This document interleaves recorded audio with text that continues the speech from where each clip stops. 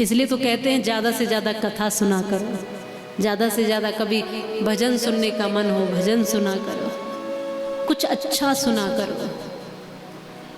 लेकिन हम क्या देख रहे हैं आज? सीरियल में भी, टीवी पर भी, फिल्मों में भी अश्लील तो जो फिल्में हैं वो देख रहे हैं, सीरियल में भी घर तोड़ने वाली चीज़ें ही देख रहे हैं। नाटकों में क्या देखते हैं माता? यही सब चीज़ें आती है। कौन सा नाटक इस तरह से बनाया जा रहा है कि हमारे घर को जोड़ने की बात हो रही हो? सब में कोई ना कोई खड़ूस सी सास दिखा देते हैं, बहुत बदमाश वाली, और एक भोली सी बहू दिखा दे, या कभी बहू एकदम चतुर चालाक और सास एकदम भोली, कुछ न कुछ ऐसा ही दिखाएंगे। और हर समय कहीं ना कहीं घर में कोई ना कोई विघटन दिखाई देता ही, और वो हम देख रहे हैं तो उस पर असर पड़ता है कि नहीं? हमारे बालक अश्लील गाने सुन रहे हैं, फर्क पड़ता है कि नहीं? जैसा हम देखते हैं, जैसा हम सुनते हैं, वैसे ही तो हम होते चले जाते हैं। हमारे घर का माहौल यदि ऐसा है, वातावरण ऐसा है कि बालक रोज कहीं न कहीं रामायण की चौपाई सुन रहे हैं, गीता के श्लोक सुन रहे हैं, आरती सुन रहे हैं, पूजा पाठ देख रहे हैं, भक्ति भजन माला लेकर अपने माता पिता और बड़ों को देख रहे हैं, तो बालक भी वैसे ही बनते चले जाते हैं। और एक घर में सुबह से ही अश्लील गाने बज रहे हैं, एक घर में सुबह से ही वो बालक देख रहे हैं कि माता पिता में झगड़े शुरू है, सुबह से ही घर में तांडव हो रहा है, सुबह से ही वातावरण बिगड़ गया है, तो वो बालक क्या देखकर बड़ा हो रहा है? असर पड़ेगा कि नहीं पड़ेगा? असर जरूर पड़ता है। मन एकाग्र होगा जरूर, अभ्यास करना पड़ेगा। आप कहते हैं कि हमने तो पूरे 1 महीने तक बैठकर भजन करके देख लिया, हमारा मन नहीं लगता न भजन में, न कथा में, न किसी में। 1 महीने तक देखा तो 2 महीने देखो, 4 महीने देखो, 6 महीने देखो, बरसों का बिगड़ा मन है, इतनी जल्दी लगाम कसी नहीं जा सकती। बीमारी जितनी पुरानी होगी, इलाज भी उतने दिनों तक चलेगा कि नहीं चलेगा? बोलो। रोग जितना बड़ा होगा, दवाई भी उतनी खानी पड़ेगी कि नहीं खानी पड़ेगी? वैसे ही बरसों का भटका हुआ मन है, इसको एक शांत करने के लिए, एकाग्र करने के लिए हमें रोज भगवान के नाम की इसको दवाई औषधि देनी पड़ेगी। और एक दिन जरूर हम एकाग्र हो सकते हैं, पर अभ्यास करना पड़ेगा। उदाहरण के लिए आपने 2 लाइनें सबने सुनी होंगी, करत करत अभ्यास ते जड़ मति होत सुजान, रसरी आवत जात ते सिल पर पड़त निशान। अभ्यास करने से जब मामूली सा धागा रस्सी का पत्थर पर, कठोर पत्थर पर निशान छोड़ देता है, तो बार बार अभ्यास से क्या हमारी बुराई नहीं छूट सकती? रोज अभ्यास करना पड़ेगा, रोज रोज रोज, हर रोज ये अभ्यास करना पड़ेगा। लोग कहते हैं शराब नहीं छूटते, कभी छोड़ने का अभ्यास किया क्या?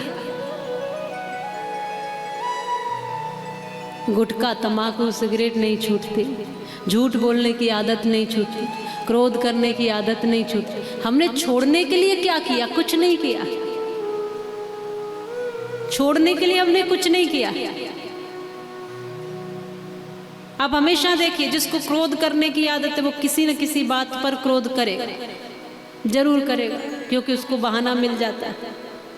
उसको क्रोध से मुक्त होने के लिए कोई बहाना नहीं दिख रहा, लेकिन क्रोध करने के लिए उसके पास हजारों बहाना। शराबी को देखिए, शराब छोड़ने के लिए उसको कोई बहाना नहीं मिल रहा, और पीने के लिए उसको 1000 बहाने मिल जाते। किसी ने थोड़ा सा कुछ कह दिया, पीने चला गया। क्यों? अरे भाई तुम इस तरह बात करोगे तो पीऊंगा ही। घर में थोड़ी सी कोई कठिनाई आ गई, पीने चला गया। बोले क्यों पी रहे हो? चिंता में पी रहा। बहुत से लोग मुझे मिलते हैं, वो कहते हैं कि हमारे पास देवी जी बहुत चिंता है, इसीलिए पी लेते हैं कभी कभी। ये चिंता की दवाई तुमने बड़ी बढ़िया निकाली, वो तुम्हें बेहोश कर देती है, चिंता से दूर नहीं करती है। चिंताएं तो और उतनी ही खड़ी हैं तुम्हारे सामने। कुछ भी हो सकता है, कुछ भी कर सकते हो, पर अभ्यास करना पड़ेगा, रोज अभ्यास करना पड़ेगा। कुछ भी सीखते हो, ड्राइविंग सीखते हो तो रोज़ अभ्यास करते हो कि नहीं करते हो? जब स्कूल में पहली बार जाते हो, छोटे से बालक को देखते हो ना, हम सब गए हैं, तो पहली बार में ही वो बहुत अच्छा लिखना सीख जाता है क्या? पहली बार में तो कलम पकड़ना भी ठीक से नहीं जानता, लेकिन एक दिन वो ठीक से लिखना सीख जाता है, एक दिन ठीक से पढ़ना सीख जाता है। पहली बार ही जब बालक बैठना शुरू करता है तो क्या घंटों बैठा रहता है? थोड़ी सी देर बैठता है फिर लुढ़क जाता है। लेकिन फिर हम सब आज बैठे ना, 3 घंटे आप बैठे रहते हो, अभी लुढ़के क्या? क्योंकि अभ्यास हो गया है। पहली बार जब बालक चलना शुरू करता है तो एक बार में ही चल लेता है क्या? दौड़ लेता है क्या? पहले तो माँ उंगली पकड़कर चलाती है, फिर माँ दूर खड़ी हो जाती है, बालक दूर खड़ा है, माँ संभालने के लिए खड़ी है, गिरेगा तो संभालूंगी। वो 4 कदम चलता है, गिरता है, फिर उठता है, फिर गिरता है, फिर उठता है, और एक दिन ऐसा आता है कि वो दौड़ने लग जाता है। वैसा ही है, परमात्मा भी हमें संभालने के लिए आसपास ही रहता है। वो देखता है अभी ये चलने लग गया कि नहीं लग गया। अपने आप कुछ करना सीखिए। तो अब मत कहना कि मन नहीं लगता। 1 दिन नहीं लगेगा, 10 दिन नहीं लगेगा, 1 महीने, 2 महीने, साल, 2 साल लगना पड़ेगा।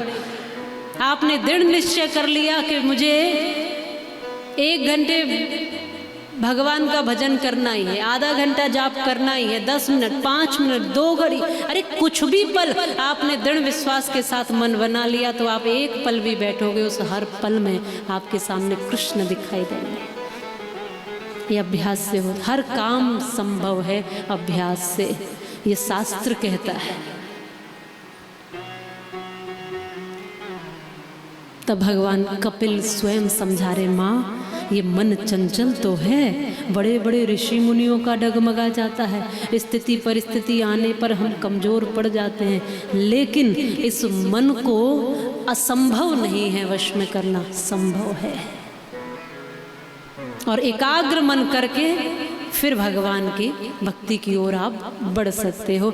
और इसमें अष्टांग योग का भी उदाहरण दिया है कपिल भगवान ने। यम, नियम, आसन, प्राणायाम, प्रत्याहार, धारणा, ध्यान और समाधि जो हमारे शास्त्रों में वर्णित है, 8 तरह के अष्टांग योग को दर्शाया है।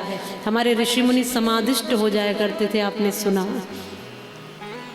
वो यही प्रक्रिया थी। यम नियम से होते हुए गुजर कर ध्यान और समाधि तक पहुंच जाते थे और अपने भगवान को प्राप्त कर लेते थे। और ऐसे ही ध्यानस्थ हुए ऋषियों ने हमें ये ग्रंथ दिए हैं, ये शास्त्र दिए हैं। किसी सामान्य ऋषि ने, किसी सामान्य व्यक्तित्व ने थोड़ी दे दिए होंगे। इतना ऊंचा ज्ञान साक्षात भगवान को हृदय में प्रकट करके ही प्राप्त तो किया जा सकता है।